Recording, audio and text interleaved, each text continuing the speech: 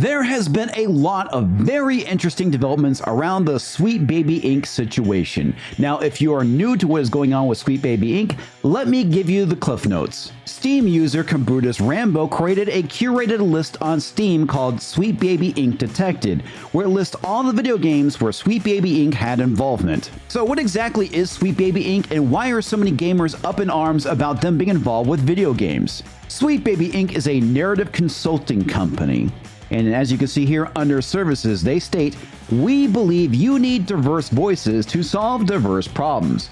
Sweet Baby Inc. provides narrative consulting at any stage of development, boasting a talented team with vetted industry experience to best bring your story to life. If your video game company has ESG and DEI requirements, well, Sweet Baby Inc. is there to solve your problems. The issue is that Brutus's list has drawn a lot of unwanted attention to the employees of Sweet Baby Inc. and the services that they offer to AAA gaming. Now, this has led to several Sweet Baby Inc. employees going after Brutus, trying to get his Steam account shut down along with his Discord. And this was posted by Sweet Baby Inc. employee Chris Kindred, who states, "The Steam curator harassment group Sweet Baby Inc. Detected is led by this person, Brutus Rambo. Here's them trying to be slick so they don't get reported. Even with the discriminatory language filed off, the group itself still fails the code of conduct." Also, Kindred wrote on X, "Report the fuck out of this group.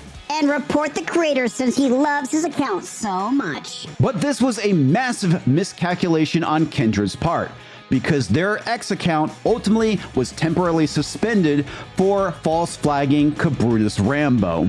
Now, because this false flagging attempt by the employees of Sweet Baby Inc. was such a colossal failure, what do they do next? Well, they run to the Journos and have them run roughshod for them. Why are Valve and Discord permitting harassment against Sweet Baby Inc.? Because their attempts to pressure Discord and Valve had failed, they run to the game's journalists and have them take over for them. And ultimately, this is also a colossal failure because the list has not been taken down and neither has the Discord. And then, just 2 days ago, we find out that a government-funded organization called Take This, they are funded by the Department of Homeland Security, is pressuring games developers to make sure that they go and call out GamerGate 2.0, which is what this is now being dubbed. Now, this was posted on March 6th by Grums, and this really does lay out exactly what is going on. The narrative formula: 1. Do something terrible and wrong. 2. Get called out. 3. Get journalist friends to write hit pieces. 4. Paint yourself as the victim. 5. Dox the people doing nothing wrong, except to point out what you are doing as a warning to other witnesses. 6. Make up a bunch of fake incidents to false flag things when you don't have anything real to point to. 7. Get Wikipedia to write an entry in your favor using journalist friends as factual sources. And that is exactly how everything has played out. And 6 days after his initial tweet, he posted this on X. "Remember I called out exactly what would happen with Sweet Baby Inc.? We are now on step 7. Like clockwork, Wikipedia paints Sweet Baby Inc. as the victim, cites fake news articles that cite harassment without proof, and calls Brutus Rambo's Steam curation list a very bad thing. We are now on the final step of the narrative plan that I cited weeks ago." He also writes, "This is one of the core problems with Wikipedia and Sweet Baby Inc. They won't accept sources that isn't games journalist. If a games journalist didn't report on it, it basically didn't happen. How does this make sense, Wikipedia?" And this is what he's referring to. This is a mischaracterization of what actually happened that omits important context. The employee in question specifically tried to enact retribution on the creator's Steam group by asking people to mass report him in an attempt to get his Steam account banned.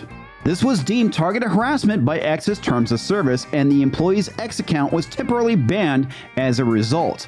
And then we have this reply from Rain.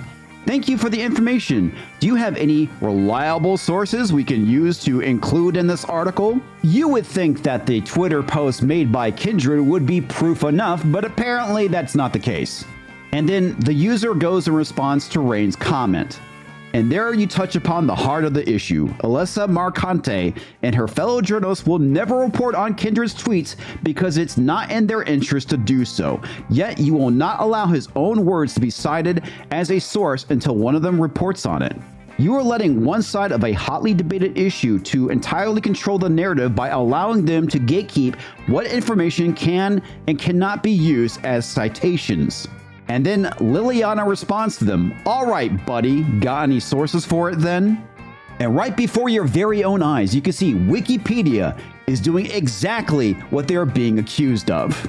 Okay, so this is the article on Sweet Baby Inc. over at Wikipedia. I'm not going to cover everything. I'm going to hit primarily the highlights. I think the things that are most important to what is relevant to the situation. The first one is talking about the list that Kabrutus made over on Steam. It says the group received increased attention in February when a Sweet Baby Inc. employee asked others to report it for failing Steam's code of conduct.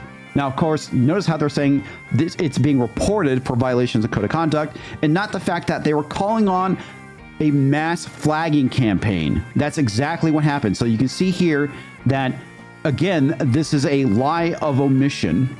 Now, another thing that needs to be pointed out here is that now we've seen several times where games journalists have gone and called this a conspiracy theory. So here we have one of the Mary Sue writers saying that this is a conservative conspiracy theory. This is what happens when very inconvenient information gets out to the public and suddenly there's a lot of eyes on it. It gets labeled a conspiracy theory. This exact same thing happened in 2020 when people start talking about the Great Reset.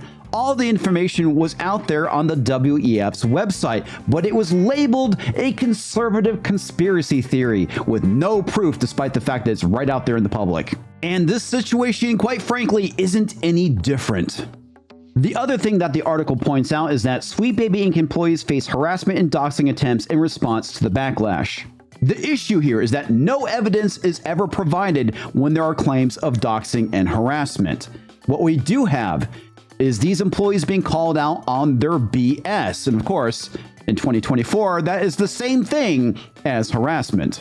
And 10 years after GamerGate, the games journos finally get what they want, which is GamerGate 2.0. You know that one thing that everybody has basically forgotten about and moved on with their life? Well, these journalists have not.